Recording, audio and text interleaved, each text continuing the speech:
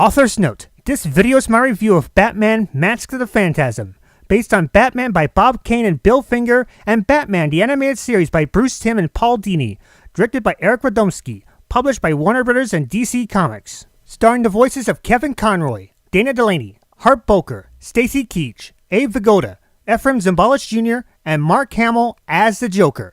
Rated PG. Makes you want to laugh, doesn't it, Art?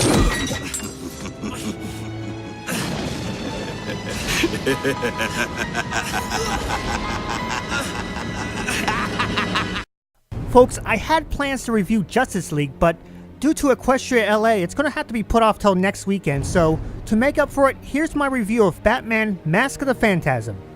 Your angel of death awaits. Set after Season 3 of Batman the Animated Series, the Dark Knight is framed unexpectedly by a mysterious new menace, the Phantasm. As he fights to clear his name, his situation gets worse with the Joker being involved. Anyone who's watched Batman the Animated Series knows how well crafted the artistic direction is. In fact, I think it fits well on the movie just as it has on TV.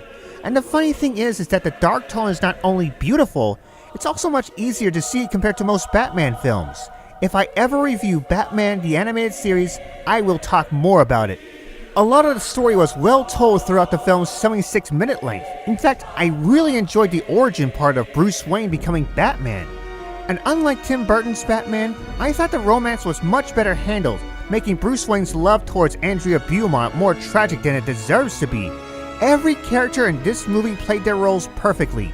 Even the Joker had an important role to fill. Wrong. What do you mean wrong, you stinking clown? Speaking of which, I thought the Joker stole the show the moment his big mug showed up.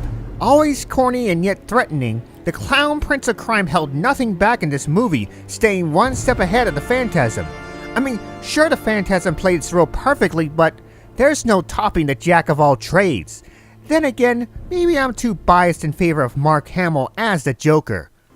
What? Meatloaf again? Oh, I had it for lunch. But to be honest, it's really hard for me to find a good criticism of this film. The reason is because it feels like everything fits well together in this movie. Actually, I do have one.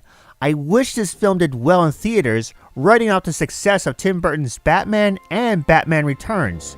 But I blame Warner Bros. For not going crazy on the advertising. Man, no wonder I didn't watch this as a child.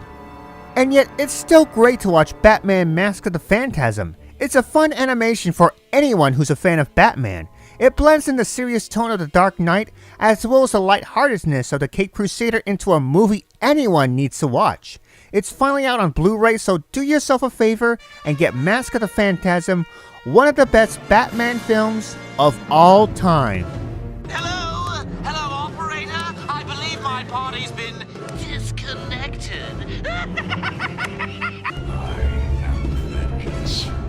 I am the Knight. I am Batman!